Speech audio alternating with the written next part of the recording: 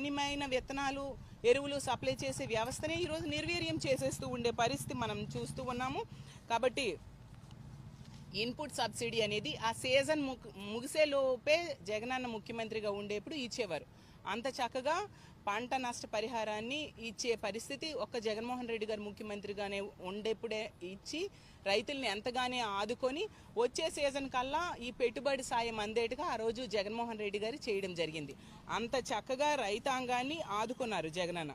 అసలు 10,000కు పైగా రైతు భరోసా కేంద్రాలు కట్టించడానికి పూనుకోవడమే కాకుండా 10,000 మందికి పైగా అగ్రికల్చర్ అసిస్టెంట్స్ని కూడా అపాయింట్ చేశారు జగన్మోహన్ రెడ్డి గారు. అసలు గతంలో ఎప్పుడైనా అంతమందిని అగ్రికల్చర్ అసిస్టెంట్స్ని రైతుల కోసం అపాయింట్ చేసిన చరిత్ర మనం చూసామా? అది జగనన్న ముఖ్యమంత్రిగా చేయడం జరిగింది. అంతగా రైతాంగానికి వ్యవసాయానికి పెద్దపీట వేయడం జరిగింది. మాట్లాడితే వ్యవసాయ శాఖ మంత్రి గారు కొడవలి ఇవ్వలేదు, కొడవలి పిడి ఇవ్వలేదు, పిడి కూడా ఇవ్వలేదని మాట్లాడుతున్నారు.